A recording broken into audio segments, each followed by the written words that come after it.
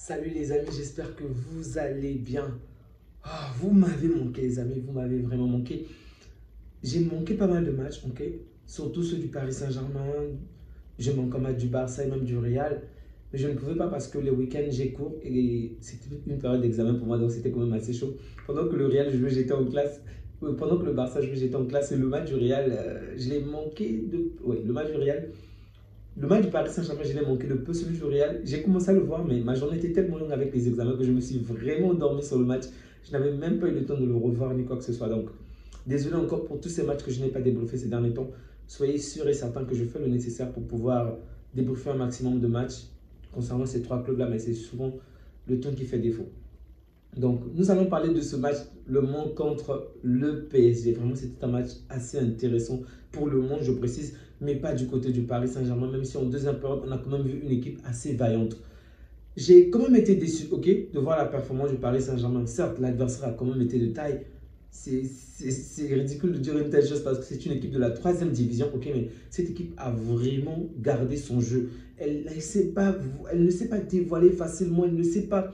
En fait, elle n'était pas complexée du début jusqu'à la fin du match. Elle a vraiment mené à la baguette le Paris Saint-Germain. Et c'est même frustrant de voir ce score de 2 buts à 0, de voir que cette équipe n'a pas réussi à marquer aujourd'hui parce que le premier but arrive suite à une petite erreur défensive. Ok, ils sont un peu trop confiants et c'était vraiment triste parce que jusqu'à la 25e minute, le Mons avait largement le dessus sur le Paris Saint-Germain. Vraiment, la première période du Paris Saint-Germain a été catastrophique. L'adversaire était meilleur en termes de transition, en termes de jeu, même en termes de pression. Donc, les joueurs du Paris Saint-Germain avaient la balle. Ils étaient constamment sur eux. C'est vrai que le PSG avait quand même le contrôle de la balle. Mais en dehors du contrôle de la balle, il n'y avait rien de concret, aucune action réellement dangereuse. Et donc, c'est lorsque cette équipe a commettre une erreur à la 25e minute. Les Parisiens vont profiter de l'action et Doué va finalement marquer le premier but. Bravo à Doué parce qu'il va d'une certaine manière changer un tout petit peu les choses. Ok, de leur côté, ils vont quand même rester vaillants. Ok, parce que malgré le score est à 0, de nombreux clubs, là je précise, de nombreux clubs, même en Ligue 1, auraient joué la barre défensive, auraient fait perdre le temps, des fautes par-ci par-là. Non, elle n'a pas commis des erreurs stupides. Au contraire, ils ont continué à presser et ils ont réussi à mettre l'équipe parisienne à de nombreuses reprises en danger. C'est juste que cette équipe n'a pas eu, on va dire, cette petite touche de finition en fait. Lorsque les joueurs parcouraient tellement de kilomètres, tellement de mètres, ok, en arrivant dans la surface adverse, ils étaient constamment soit fatigués, soit mal positionnés. Le dernier geste était toujours imparfait. Mais sinon, dans l'ensemble, c'était vraiment bon. De bonnes combinaisons. Et même lorsqu'on a fait rentrer une panoplie de remplaçants, je me suis dit, bon, certainement, ils vont baisser en cadence parce que le Paris Saint-Germain a mis des turbos. Eux n'ont certainement pas un banc aussi riche que le Paris Saint-Germain. Donc, forcément, on va avoir une différence entre les joueurs qui étaient titulaires et ces remplaçants. Mais ben non. Même là encore, les combinaisons étaient vraiment bonnes. Que ça puisse être en première période ou en deuxième période, cette équipe était bonne. C'est juste que le Paris Saint-Germain a su être plus chirurgical. Le Paris Saint-Germain a gagné aujourd'hui. Donc, avec une excellente récupération de Doué et un Barcola qui entre dès la première touche de balle, la première action, waouh! Il montre qu'il ne va pas facilement céder sa place à Kvaratskhelia. Il faut accorder du temps à Kvaratskhelia parce qu'il a joué en Italie pendant pas mal de temps. Je pense qu'il lui faut du temps pour s'adapter. Il lui faut un peu plus de temps. D'accord, je vais encore répéter le temps. Il lui faut peut-être un peu plus de matchs de référence, qu'il soit davantage titularisé, qu'il ait la confiance de son équipe, du groupe, du coach et même des supporters parce qu'on voit de quelle manière c'est pas encore top. C'est vraiment pas encore top. Il perd beaucoup de balles. C'est vrai qu'il a quand même de bonnes passes, il faut le dire. Il aurait pu être passeur aujourd'hui et même buteur. Mais la finition n'est vraiment pas, la finition n'est pas terrible. Les passes sont quand même assez intéressantes, mais il perd tellement de fois la balle. Oh. Et en plus, je ne comprends pas les défenseurs adverses. Sincèrement, dans cette équipe, parmi les attaquants, je pense que Kvaratskhelia est normalement le joueur dont il est plus facile à déceler le jeu, déceler les dribbles et même normalement à intercepter. Mais il réussissait quand même à passer de temps en temps, même s'il perdait également la balle. Mais il répète les mêmes actions. Il va emmener le crochet à l'intérieur ou encore essayer de faire un petit geste à l'extérieur. C'est tout le temps la même chose, mais bon.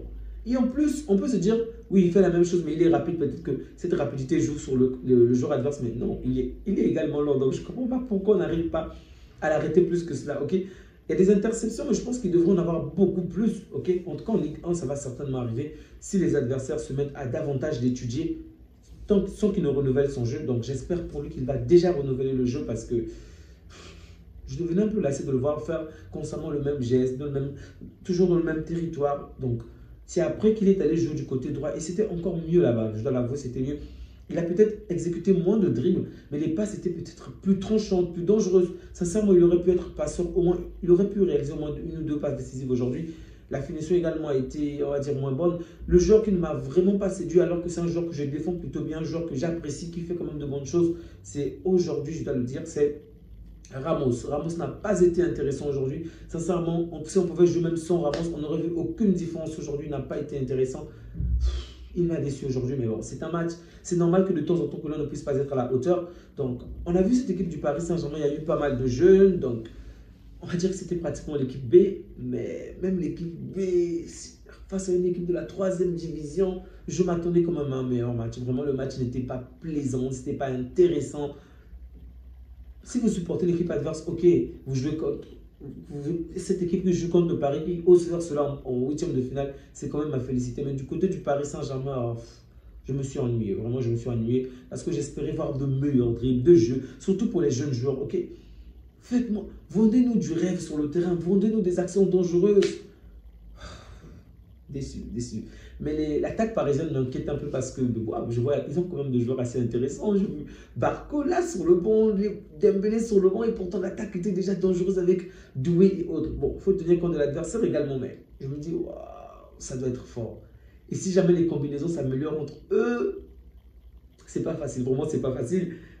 J'ai du mal à dire si en 8e de finale, il faudrait choisir, en tout cas si jamais le Paris parvient à battre Brest, ce qui est fort probable. Et du côté de Monaco, Benfica, si Monaco gagne, en fait, j'ai du mal à choisir entre le Paris Saint-Germain et Monaco. Parce que en termes, on va dire, d'histoire, en termes de présence en Ligue des Champions, évidemment, il est préférable d'éviter le Paris Saint-Germain et prendre Monaco. Mais j'ai vu ce qu'on a fait contre Monaco. Ils ont 2 matchs contre Monaco et vraiment, ils n'ont pas été rassurants. Du coup, j'ai du mal à choisir entre Monaco et le Paris Saint-Germain. Peut-être que le Benfica également se qualifiera à ce que je pense être le plus probable. En tout cas, je vois mal Di Maria baisser les bras. Déjà par rapport à la défaite qu'ils ont eu contre nous, je pense que Di Maria va tout faire pour que son équipe aille loin s'il est titularisé. Et même s'il n'est pas là, l'équipe fera le nécessaire pour qu'il puisse se qualifier. Mais bon, est-ce que le Benfica est également mieux que... Est-ce qu'il est préférable d'affronter le Benfica plutôt que le Paris Saint-Germain? Je suis perdu. Je ne pourrais vous dire à 100% que on va gagner contre cette équipe, on va perdre contre cette équipe. N'oublions pas que c'est un format aller-retour, donc ça sera quand même intéressant. Donc pour ce match, Luis Enrique, comme je l'ai dit, a quand même mis l'équipe B, il a essayé de faire tourner parce que le vendredi, sauf erreur de ma part, le vendredi, le Paris Saint-Germain va affronter Monaco. Donc, il faudrait déjà que les joueurs puissent être au point, en forme. Ça m'a énormément fait plaisir de voir Presnel Kimpembe aujourd'hui. Après 2 années, waouh, c'était long.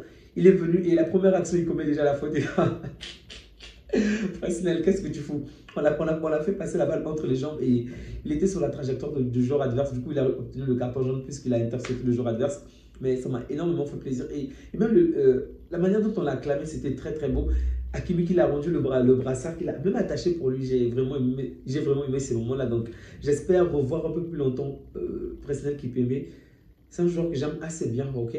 Donc, ça m'a vraiment fait plaisir de le voir de retour. Qu'est-ce que cette équipe va donner face à Monaco? J'ai hâte de voir ce que ce match va donner, les amis. Je vais faire le tout possible pour être le plus actif pour les semaines qui vont suivre parce qu'il y a pas mal de matchs. Okay, demain, c'est le Real, après demain, le Barça, ensuite le Paris Saint-Germain. Après le Barça, après le Real, ensuite le Barça. Donc, on a une semaine assez chargée, ça me plaît bien. Ok. Les matchs en soirée encore, ça peut aller, mais en journée, c'est vraiment compliqué pour moi, voire impossible. Prenez bien soin de vous, les amis, ainsi que des vôtres et que Dieu vous garde. Ciao.